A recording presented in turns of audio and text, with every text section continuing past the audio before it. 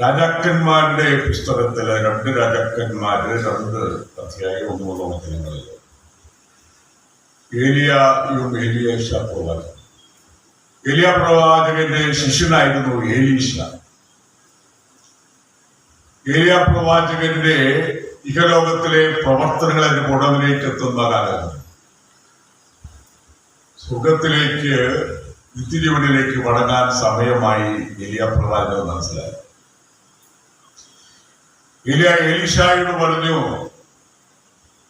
ഞാൻ ബേഥലിലേക്ക് പോകട്ടെ, നീ ഇവിടെ വിശ്രമിക്കുക. എന്നാൽ എലീശ കൂടെ തന്നെ യാത്ര ചെയ്യുക, ഞാൻ വിട്ടു പോവില്ല എന്ന് പറയുകയാണ്. ഇന്നത്തെ വായനയിൽ പറഞ്ഞിരിക്കുന്ന പോലെ 50 പ്രവാചകന്മാര് എലീശായോട് പറയുന്നുണ്ട്, ഗുരു ഒന്നും പോകുന്ന ദിവസം. അപ്പോൾ ഗുരുവിനോട് ആവശ്യപ്പെടുന്നത് ഏലിയ പ്രവാചകന്റെ ആത്മീയതയുടെ നന്മയുടെ പ്രവാചകത്വത്തിന്റെ ഇരട്ടിപ്പങ്ക് ആവശ്യപ്പെടുന്നു. നീ ഞാൻ പോകുന്നത് കണ്ടു കഴിഞ്ഞാൽ നിനക്കത് കിട്ടും, ദുഷ്കരമായ കാര്യമാണെന്നാലും ഞാൻ പോകുന്നത് കണ്ടാൽ നിനക്കത് കിട്ടും. ഇങ്ങനെ അഗ്നേയ രഥത്തില് ഏലിയ പ്രവാചകൻ സ്വർഗത്തിലേക്ക് എടുക്കപ്പെട്ടു. അതാണ് വിശുദ്ധ ഗ്രന്ഥത്തിൽ നമ്മൾ വായിച്ചത്. പ്രവാചകന്റെ പ്രകുപ്പായം ഏലിയ പ്രവാചകൻ എലീശായ്ക്ക് നൽകുന്നുണ്ട്. പ്രവാചക ദൗത്യത്തിന്റെ തുടർച്ച നൽകുന്നതിന്റെ അടയാളമായിട്ട് ഏലിയ പ്രവാചകന്റെ പുറക്കുപ്പായം ധരിച്ചുകൊണ്ട് എലീശാവിന്റെ പ്രവർത്തന ദൗത്യം തുടർന്നു പോകുന്നതാണ് രാജാക്കന്മാരുടെ പുസ്തകത്തിൽ നമ്മൾ കാണുക. അപ്പോൾ എല്ലാ മനുഷ്യരുടെയും ലക്ഷ്യം നിത്യജീവൻ പ്രാപിക്കുകയാണ്, സ്വർഗം പ്രാപിക്കുക ആണ്. അത് നമുക്ക് എല്ലാവർക്കും അറിയാം. ലൂക്കായുടെ സുവിശേഷം 24-ാം അധ്യായം 50 മുതൽ 51 വചനങ്ങളിൽ യേശുവിന്റെ സ്വർഗ്ഗാരോഹണത്തെ പറ്റി പറയുന്നു.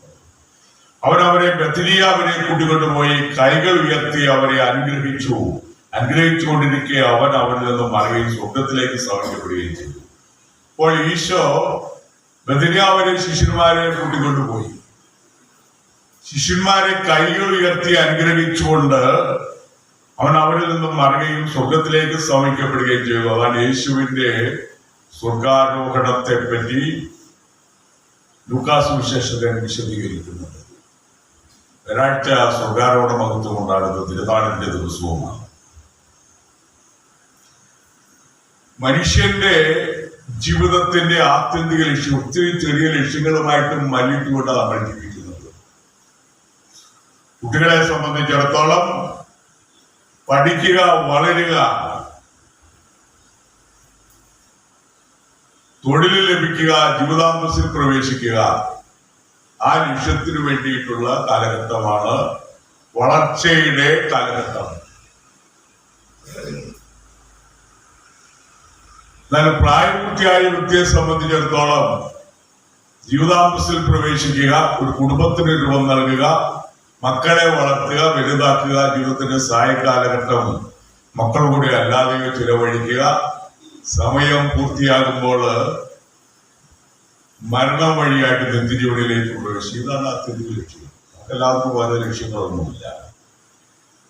അപ്പോൾ പ്രവാചകൻ സ്വർഗത്തിലേക്ക് എടുക്കപ്പെട്ട വടയപുത്രത്തിലെ എനോക്കിനെ പറ്റിയും അതുപോലെ ഏലിയ പ്രവാചകനെ പറ്റിയാണ് സ്വർഗത്തിലേക്ക് എടുക്കപ്പെട്ട 2 മഹത്വമുള്ള വ്യക്തികളായിട്ട് കണക്കാക്കുന്നത്. അതുപോലെ യേശുവിന്റെ സ്വർഗാരോഹണ മഹത്വം സുവിശേഷങ്ങളിൽ രേഖപ്പെടുത്തിയതാണ് നമ്മൾ ചിന്താ വിഷയമാക്കുന്നത്.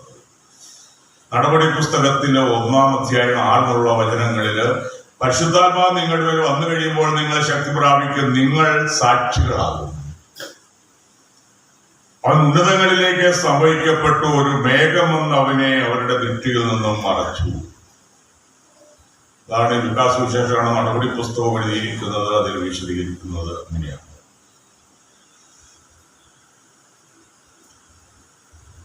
മനുഷ്യ ജീവിതത്തിന്റെ ആത്യന്തിക ലക്ഷ്യം ഈ ചിന്തകന്മാർ പറയാറുള്ളത് anguish of the human condition.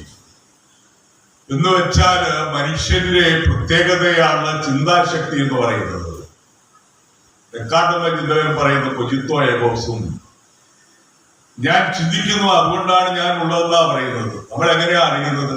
ചിന്താശക്തി ഇല്ലെങ്കിൽ അറിയാനോ മനസ്സിലാക്കാനോ പറ്റുമോ?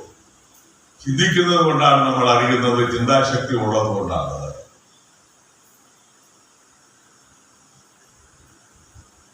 തിമോത്തിക്കുള്ള ലേഖനത്തിൽ 1 തിമോത്തി 2:1 പറയുന്നത്, എന്നാൽ ഒരു ദൈവമേ ഉള്ളൂ, ദൈവത്തിനും മനുഷ്യർക്കും മധ്യസ്ഥനായിട്ടുവനേ ഉള്ളൂ, യേശു ക്രിസ്തു. അപ്പൊ ദൈവത്തിനും മനുഷ്യർക്കും ഇടയിലുള്ള മധ്യസ്ഥനാണ് യേശു ക്രിസ്തു. അപ്പോൾ ഏക മധ്യസ്ഥനാണ്, ദൈവത്തിനും മനുഷ്യരുടെ ഇടയില് ഉള്ള ഏക മധ്യസ്ഥനാണ് യേശു ക്രിസ്തു. നമ്മൾ മധ്യസ്ഥരുടെയൊക്കെ സഹായം പ്രാർത്ഥിക്കാറുണ്ട്. ഒരാപ്രോനോബീസ്, ഞങ്ങൾക്ക് വേണ്ടി അപേക്ഷിക്കണമേ എന്നാണ് നമ്മൾ അവരോടൊക്കെ പ്രാർത്ഥിക്കുന്നത്. വിശുദ്ധ അഗസ്റ്റിൻ സ്വതസ്വഭാഗ്യത്തിൽ പറയാണ്, ദൈവമേ അങ്ങേക്കായി ഞങ്ങളെ ശ്രമിച്ചു, അങ്ങിൽ വിലയം പ്രാപിക്കുന്നവരെയും ഞങ്ങളുടെ ഹൃദയങ്ങൾ അസ്വസ്ഥമായിരിക്കും. അത് എന്റെ പുസ്തകമാണ് കൺഫെഷൻ. അത് ഇന്നും വായിക്കുന്ന ഒരു പുസ്തകമാണ്. അഗസ്റ്റിന്റെ ആത്മകഥയാണ്. അദ്ദേഹം തെറ്റായ തിന്മയുടെ വഴികളിലൂടെ നടന്ന ആദ്യത്തെ കാലഘട്ടം 10-28 വയസ്സ് വരെ. അത് കഴിഞ്ഞ് മാനസാന്തരത്തിലൂടെ കടന്നുപോയ കാലഘട്ടം, വിശ്വാസത്തിലേക്കും ക്രിസ്തീയതയിലേക്കും സന്യാസ ജീവിതത്തിലേക്കും ഒക്കെ കടന്നു വന്ന കാലഘട്ടം. സ്ഥാപിച്ച സന്യാസ സമൂഹത്തിലെ അംഗമാണ് ഇപ്പോഴത്തെ മാർപ്പാപ്പ. ടർക്കിയിൽ പര്യടനം നടത്തിയപ്പോൾ അഗസ്റ്റിൻ മെത്രാനായിരുന്ന ഹിപ്പോയൊക്കെ സന്ദർശിക്കുകയുണ്ടായി.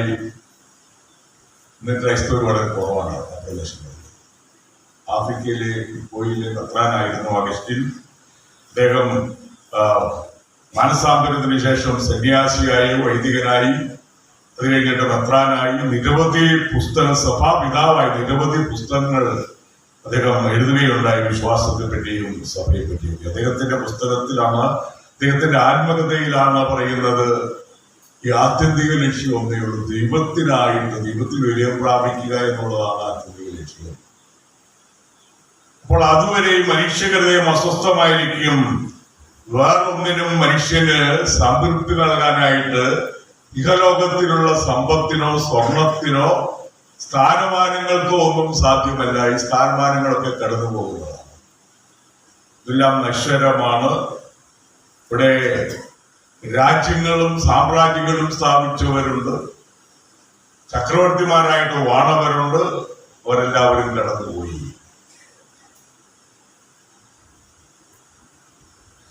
ഇവിടെ വിശ്വാസ പ്രമാണത്തില് പറയുന്നുണ്ട്, ശരീരത്തിൽ ഉയർപ്പ് നിത്യമായ ജീവിതത്തിൽ ഞാൻ വിശ്വസിക്കുന്നു. ഈശോയെപ്പറ്റി സ്വർഗത്തിലേക്ക് എഴുന്നള്ളി പിതാവിന്റെ വലത്തുഭാഗത്തിരിക്കുന്നു. അതാണ് വിശ്വാസ പ്രമാണത്തിൽ പറയുന്നത്. ശരീരത്തിന്റെ ഉയർപ്പ്, നിത്യജീവിതം, ദൈവത്തോടു കൂടി ആയിരിക്കുക, അതാണ് നിത്യജീവിതം എന്ന് പറയുന്നത്.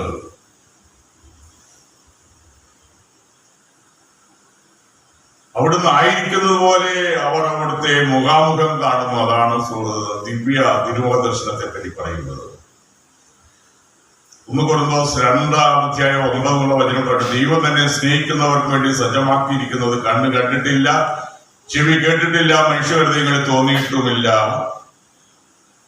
അപ്പോൾ സ്വർഗീയ സൗഭാഗ്യത്തെ പറ്റി പൗലോസ്ലീഹ എഴുതി വെച്ചിരിക്കുകയാണ്, മനുഷ്യന് ചിന്തയ്ക്കോ ഭാവനയ്ക്കോ ഒതുങ്ങാൻ കഴിയാത്ത വിധം അത്ര വലുതാണ് സ്വർഗീയ മഹത്വം. ആർക്കാണ് ഒരുക്കപ്പെട്ടിട്ട് തന്നെ സ്നേഹിക്കുന്നവർക്ക്, തന്റെ പ്രമാണങ്ങൾ പാലിക്കുന്നവർക്ക്, ദൈവത്തിൽ വിശ്വസിക്കുന്നവർക്ക്, ജീവിതം ദൈവത്തിന്റെ കൽപ്പനനുസരിച്ച് ക്രമീകരിക്കുന്നവർക്ക്, അങ്ങനെയുള്ളവർക്ക് സജ്ജീകരിച്ചിരിക്കുന്ന സ്വർഗസൗഭാഗ്യം കണ്ണ് കണ്ടിട്ടില്ല, ചെവി കേട്ടിട്ടില്ല, മനുഷ്യർക്ക് തോന്നിയിട്ടുമില്ല എന്നാണ് സ്വർഗസൗഭാഗ്യത്തെ പറ്റി പൗലോസ്ലീഹ പറയുന്നത്. ഈ സ്വർഗസൗഭാഗ്യത്തെ പറ്റി ബിയാറ്റിഫിക് വിഷൻ, സ്വർഗീയ ദർശനം എന്ന് പറയാം. ദൈവത്തോടു കൂടി ആയിരിക്കുക എന്നുള്ളതാണ് സ്വർഗീയ ജീവിതം എന്ന് പറയുന്നത്. ലോകത്തിൽ നമുക്ക് ചെറിയ ചെറിയ ലക്ഷ്യങ്ങളുമായിട്ടുള്ളത്. ലോകത്തിൽ നമ്മുടെ ജീവിതം